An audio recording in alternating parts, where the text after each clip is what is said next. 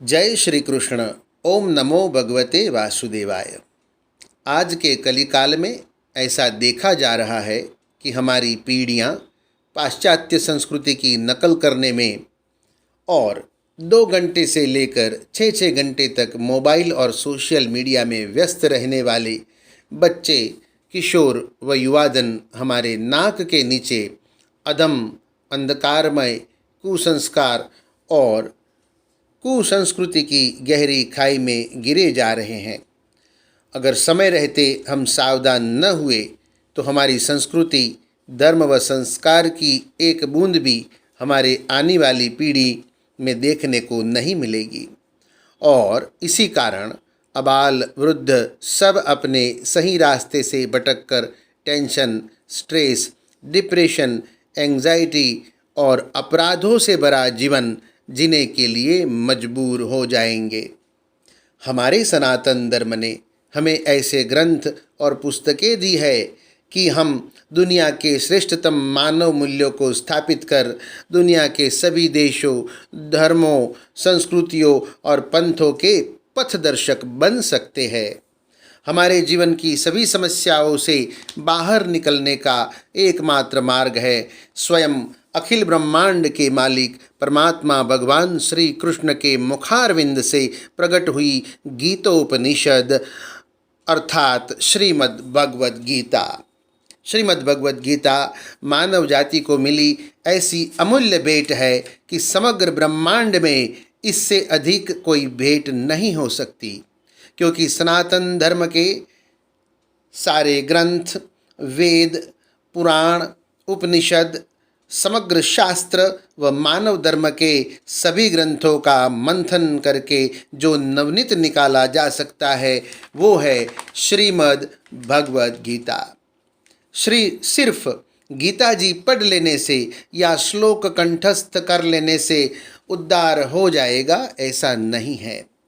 हमें गीता जी को यथार्थ समझना होगा, भगवान की कही हर बात को अपने जीवन में लाना होगा, उसे मानना होगा और उसी तरह से अपने जीवन को जीना होगा। तब हमारे जीवन की कोई भी समस्या व प्रश्न समाधान रहित न होगा और हमारा जीवन सुख, समृद्धि, ऐश्वर्य और आनंद से भरा होगा, हरा भरा हो जाएगा और अपनी आने वाली पीढ़ियों को भी हम ऐसा ही जीवन विरासत में दे पाएंगे। और इसलिए मैं आपको हृदयपूर्वक अंतःकरण से प्रार्थना करता हूँ कि आइए हम सब साथ मिलके श्रीमद् भगवद गीता ज्ञान यज्ञ में जुड़े और सिर्फ अपना ही नहीं अपितु संपूर्ण मानव जाति का कल्याण हो ऐसा यत्न करें। इस YouTube वीडियो में आपको हर वीडियो में एक अध्याय की सरल समझ देने का प्रयास किया गया है। कहीं क्षति हो तो आप कमेंट में बता सकते हैं और अगर जीवन में कोई भी प्रश्न अनुत्तर हो तो ज़रूर बताएं। श्रीमद् भगवद गीता में हमारी सभी समस्या का समाधान है। जय श्री कृष्ण। तो आए हम सब साथ मिलकर परमपिता परम कृपारु परमात्मा के मुखारविंद से निकली अमृतवाणी का पान करें। त्वमेव माता च पिता त्वमेव, त्वमेव बन्धुश्च सखा त्वमेव, त्वमेव विद्या द्रविणं त्वमेव, त्वमेव सर्व मम देव देव। श्री गणेशाय नमः। ओम श्री परमात्मने नमः। वसुदेवसुतं देवं कंसचाणूरमर्दनं देवकी परमानंदं कृष्णं वंदे जगद्गुरु। श्रीमद् भगवद गीता का पहला अध्याय। पांडवों ने 12 वर्ष का वनवास और 1 वर्ष का अज्ञातवास समाप्त होने पर जब पूर्व प्रतिज्ञा के अनुसार अपना आधा राज्य मांगा, तब दुर्योधन ने आधा राज्य तो क्या तीखी सुई की नोक जितनी जमीन भी बिना युद्ध के देनी स्वीकार नहीं की। अतः पांडवों ने माता कुंती की आज्ञा के अनुसार युद्ध करना स्वीकार कर लिया। इस प्रकार पांडवों और कौरवों के बीच युद्ध होना निश्चित हो गया तथा दोनों ओर से युद्ध की तैयारी होने लगी। महर्षि कृष्ण द्वैपायन वेद व्यास जी का धृतराष्ट्र पर बहुत स्नेह था। उस स्नेह के कारण उन्होंने धृतराष्ट्र के पास आकर कहा कि युद्ध होना और इसमें क्षत्रियों का महान संहार होना अवश्यंभावी है, इसे कोई टाल नहीं सकता। यदि तुम युद्ध देखना चाहते हो तो मैं तुम्हें दिव्य दृष्टि दे सकता हूँ, जिससे तुम यहीं बैठे बैठे युद्ध को अच्छी तरह से देख सकते हो। इस पर धृतराष्ट्र ने कहा कि मैं जन्म भर अंधा रहा, अब अपने कुल के संहार को मैं देखना नहीं चाहता, परंतु युद्ध कैसे हो रहा है यह समाचार जरूर जानना चाहता हूँ। व्यास जी ने कहा कि मैं संजय को दिव्य दृष्टि देता हूँ, जिससे यह संपूर्ण युद्ध को, संपूर्ण घटनाओं को, सैनिकों के मन में आई हुई बातों को भी जान लेगा, सुन लेगा, देख लेगा और सब बातें तुम्हें सुना भी देगा। ऐसा कहकर व्यास जी ने संजय को दिव्य दृष्टि प्रदान की। उधर निश्चित समय के अनुसार कुरुक्षेत्र में दोनों सेनाएं युद्ध के लिए तैयार थी। अब प्रश्न होता है कि जब युद्ध के लिए दोनों सेनाएं तैयार थी, ऐसे मौके पर भगवान ने अर्जुन को गीता का उपदेश क्यों दिया? शोक दुख दूर करने के लिए ही भगवान ने अर्जुन को गीता जी का उपदेश दिया था। अर्जुन को शोक कब हुआ और क्यों हुआ? जब अर्जुन ने दोनों सेनाओं में अपने ही निजी कुटुंबियों को देखा और सोचा कि दोनों तरफ हमारे ही कुटुंबी मरेंगे, तब ममता के कारण उनको शोक हुआ। अर्जुन ने दोनों सेनाओं में अपने कुटुंबियों को क्यों देखा? भगवान श्री कृष्ण ने जब दोनों सेनाओं के बीच में रथ खड़ा करके अर्जुन से कहा कि तुम युद्ध की इच्छा से इकट्ठे हुए इन कुरुवंशियों को देखो, तब अर्जुन ने अपने कुटुंबियों को देखा। भगवान ने अर्जुन को दोनों सेनाओं में कुरुवंशियों को देखने के लिए क्यों कहा? अर्जुन ने पहले भगवान से कहा था कि हे अच्युत, दोनों सेनाओं के बीच में मेरा रथ खड़ा करो, जिससे मैं देखूं कि यहाँ मेरे साथ दो हाथ करने वाले कौन हैं। अर्जुन ने ऐसा क्यों कहा? जब युद्ध की तैयारी के बाजे बजे, तब उत्साह में भरकर अर्जुन ने दोनों सेनाओं के बीच में रथ खड़ा करने के लिए भगवान से कहा। बाजे क्यों बजे? कौरव सेना के मुख्य सेनापति भीष्म जी ने जब सिंह की दहाड़ के समान गरज कर शंख बजाया, तब कौरव सेना के बाजे बजे और पांडव सेना के भी बाजे बजे। भीष्म जी ने शंख इसलिए बजाया ताकि दुर्योधन को हर्षित कर सके, और भीष्म जी ने बहुत जोर से शंख बजाया। दुर्योधन अप्रसन्न क्यों हुआ?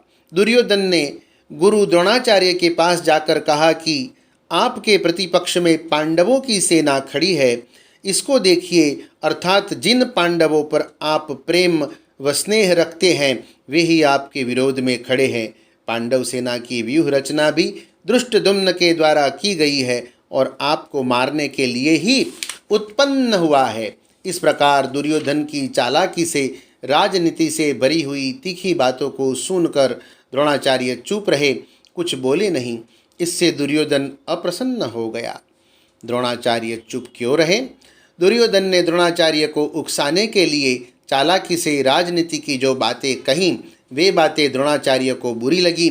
उन्होंने यह सोचा कि अगर मैं इन बातों का खंडन करूं तो युद्ध के मौके पर आपस में खटपट हो जाएगी, जो उचित नहीं है।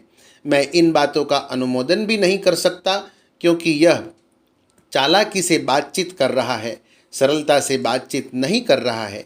इसलिए द्रोणाचार्य चुप रहे। दुर्योधन ने ऐसी बातें कब कही और क्यों कही? दुर्योधन ने व्यूहाकार खड़ी हुई पांडव सेना को देखकर गुरु द्रोणाचार्य को उकसाने के लिए ऐसी बातें कही।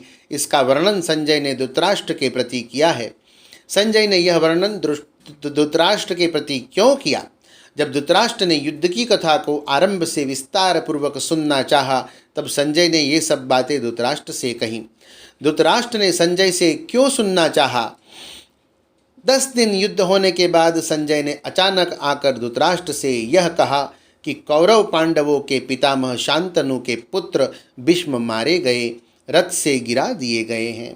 जो संपूर्ण योद्धाओं में मुख्य और संपूर्ण धनुर्धारियों में श्रेष्ठ थे, ऐसे पितामह भीष्म आज शरशैया पर सो रहे हैं।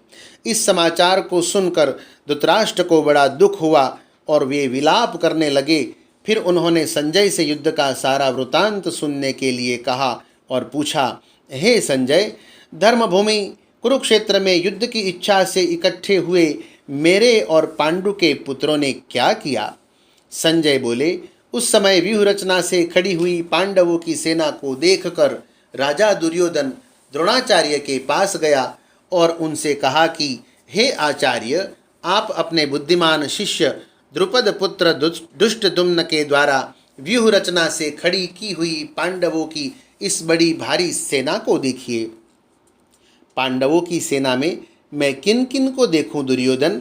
पांडवों की इस सेना में बड़े बड़े शूरवीर हैं, जिनके बहुत बड़े बड़े धनुष है तथा जो बल में भीम के समान और युद्ध कला में अर्जुन के समान हैं। इनमें युयुधान यानी सात्यकी, राजा विराट और महारथी द्रुपद भी है। दुष्टकेतु, चेकितान और पराक्रमी काशीराज भी है।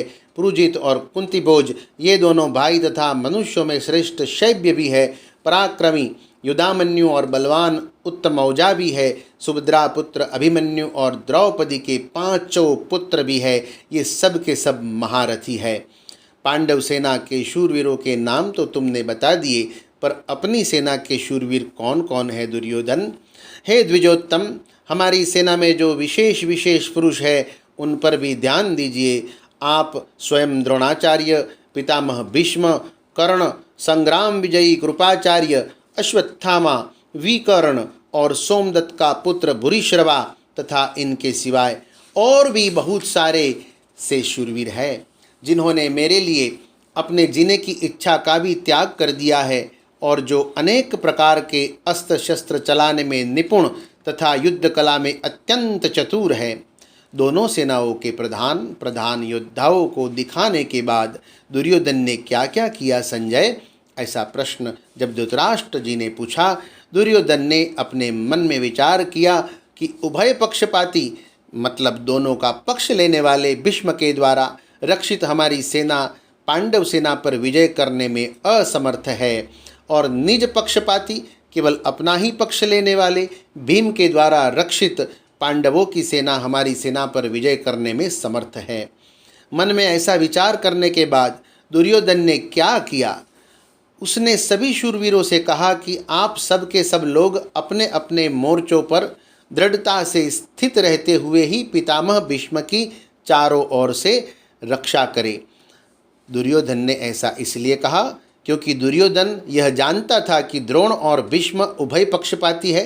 अतः उनको राजी करने के अपने पक्ष में लाने के लिए दुर्योधन पहले जैसे द्रोणाचार्य के पास गया, ऐसे ही यहाँ भीष्म जी को राजी करने के लिए सभी वीरों से भीष्म की रक्षा करने के लिए वो कह रहा था। अपनी रक्षा की बात सुनकर भीष्म जी ने क्या किया? पितामह भीष्म ने दुर्योधन को प्रसन्न करते हुए सिंह के समान गरजकर बड़े जोर से शंख बजाया। भीष्म जी के द्वारा शंख बजाने के बाद क्या हुआ संजय? भीष्म जी ने तो दुर्योधन को प्रसन्न करने के लिए ही शंख बजाया था, पर कौरव सेना ने इसको युद्धारंभ की घोषणा ही समझी। अतः भीष्म जी के शंख बजाते ही कौरव सेना के शंख, भेरी, डोल, मृदंग आदि बाजे एक साथ बज उठे। उनका शब्द बड़ा भयंकर हुआ। कौरव सेना के बाजे बजने के बाद क्या हुआ संजय? कौरव सेना के बाजे बजने के बाद पांडव सेना के बाजे बजने चाहिए थे, पर उस सेना को कोई आज्ञा नहीं मिली। तब सफ़ेद घोड़ों से युक्त महान रथ पर बैठे हुए भगवान श्री कृष्ण ने पांचजन्य नामक और अर्जुन ने देवदत्त नामक दिव्य शंख को बड़े जोर से फूंका, बजाया। उसके बाद भीम ने पौंड्र नामक, युधिष्ठिर ने अनंत विजय नामक, नकुल ने सुघोष नामक और सहदेव ने मणिपुष्पक नामक अलग अलग शंख बजाए। फिर और किस किस ने शंख बजाए? हे राजन, फिर पांडव सेना के श्रेष्ठ धनुष वाले काशीराज, महारथी शिखंडी तथा दुष्ट द्रुम्न राजा विराट, अजय सात्यकी राजा द्रुपद, द्रौपदी के 5 पुत्र और महाबाहु सुभद्रा पुत्र अभिमन्यु, इन सभी महारथियों ने अपने अपने शंख बजाए। पांडव सेना की उस शंख ध्वनि का क्या परिणाम हुआ? पांडव सेना के शंखों की उस भयंकर ध्वनि ने आकाश और पृथ्वी को गुंजाते हुए अन्यायपूर्वक राज्य हड़पने वाले कौरवों के हृदय विदीर्ण कर दिए। शंख बजाने के बाद पांडवों ने क्या किया संजय? हे महीपते, शंखों के बजने के बाद युद्ध आरंभ होने के समय आपके संबंधियों कौरवों को देखकर कपिध्वज अर्जुन ने अपना गांडीव धनुष उठा लिया और अंतर्यामी भगवान श्री कृष्ण से बोले कि हे अच्युत, आप मेरे रथ को दोनों सेनाओं के बीच में खड़ा कर दीजिए। रथ को बीच में क्यों खड़ा करूं अर्जुन? मैं इस रणभूमि में खड़े हुए युद्ध की इच्छा वाले शूरवीरों को देख लूं कि मुझे किन किन के साथ युद्ध करना है। यहाँ युद्ध में जो ये राजा लोग दुर्योधन का प्रिय करने की इच्छा से इकट्ठे हुए हैं, उनको भी मैं देख लूं। अर्जुन के ऐसा कहने पर भगवान ने क्या किया संजय?